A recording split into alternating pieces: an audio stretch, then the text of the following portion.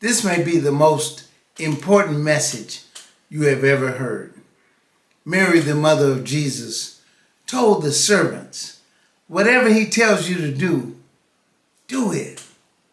She was saying, I don't know what he will tell you, but whatever it is, don't question it. Just do it. I don't know a lot of things, but I do know my son. And I've learned from experience that whatever he tells you to do, you should do that. I don't care what it is. I don't know everything. I'm not super educated. I'm not a philosopher.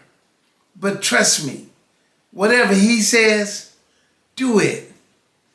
That's how you win in life. You know, Jesus and his disciples were invited to a wedding, and at the wedding they ran out of wine. Mary, the mother of Jesus, told Jesus about the wine problem, to which Jesus said, I don't have anything to do with that. Then Mary, who knew her son well, said to the servants, whatever he tells you to do, do it. You should obey God no matter what. No matter what he says. No matter how much you don't understand the command from God. Just do it. My objective is to encourage you to take a proverbial leap of faith and obey God. You'll be glad you did. Why should I just obey God? Because when you obey God, miracles happen. The interesting thing is Mary's insight concerning her son. Mothers are very insightful concerning their children, especially their sons. Much in the same way, wives are insightful of their husbands. Mary knew that all she had to do was mention the problem to Jesus, and Jesus would make something happen to solve the problem. Remember the woman who had great faith? Jesus told her that it was not proper to take the children's bread and give it to the dogs. But she persisted. And Jesus said, "Oh woman, great is your faith. Have it your way." Jesus had and does have a soft heart of kindness for us all. That's good news because for all you know, he may do the miraculous for you. Just ask him. Yes, I'm saying that Jesus may perform a miracle for us if we just ask. Jesus showed us the compassion of God when he turned their water into wine. What things soever you desire when you pray, believe that you receive them, and you shall have them. Ask, and it shall be given. Seek, and you shall find. Knock, and the door shall be open to you. For everyone who asks receives, and everyone who seeks finds. And to him who knocks, the door shall be open to him. Remember, you have not because you ask not. But here's the thing. When you ask God for something, be listening because he's going to give you instructions. You know, that's the important thing. Whatever he says to you, do it. A lot of people ask God for something, but they're not listening. So they're not prepared to do anything. Mary told Jesus about the problem, but she knew Jesus would ask them to get involved in the process.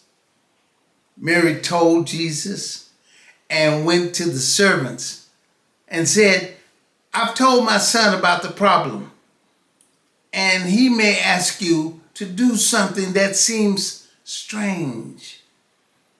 But whatever he says to you, do it. I'm paraphrasing to make a point. Asking is our part, but obeying is our other part.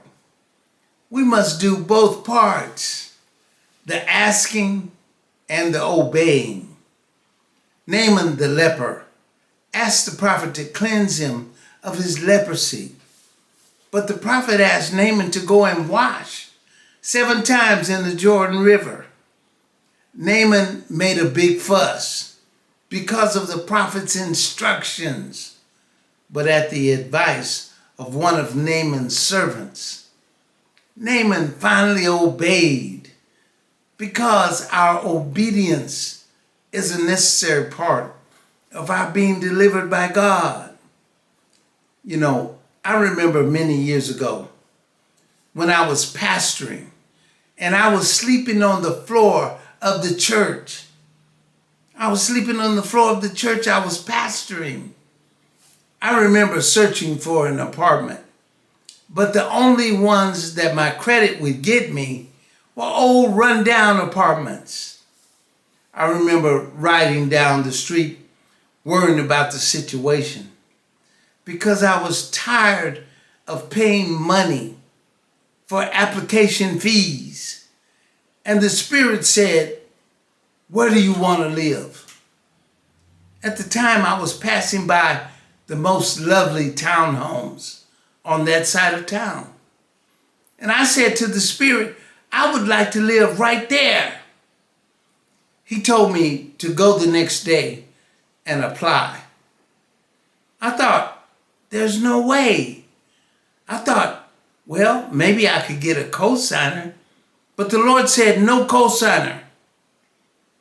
So I applied and paid almost triple the application fee. They said the wait would be 3 weeks. I knew they had a waiting list, but I felt they were stalling just to take my application fee. I endured a tremendous faith fight. And to my surprise, they approved me, but said they needed a week to get the place ready. I figured they would do more checking and reject me, taking my application fee. But glory be to God. I got the place and I started living in the most prestigious address around. The next week, I performed the wedding ceremony of the property manager around the swimming pool. I'm telling you, whatever he says to you, do it. Remember, this is personal. When God gives you some strange instructions, don't consult with flesh and blood. Don't ask people to confirm what you clearly heard from God. Galatians 1:15 says, "But when it pleased God who separated me from my mother's womb and called me by his grace to reveal his Son in me, that I might preach him among the heathen, immediately I conferred not with flesh and blood." When God speaks to you by his Spirit, remember, other people did not hear what you heard. So whatever he says to you, do it. In the name of Jesus, you won't let others talk you out of doing what you heard God tell you to do. I understand that in the multitude of counselors, there is safety. And there's nothing wrong with consulting with those who have oversight. But when you have a clear instruction from God or his word, whatever he says, do it. If this message has blessed you, share it, subscribe, and watch some of my other faith-building messages. Remember, It's a sin when you don't win.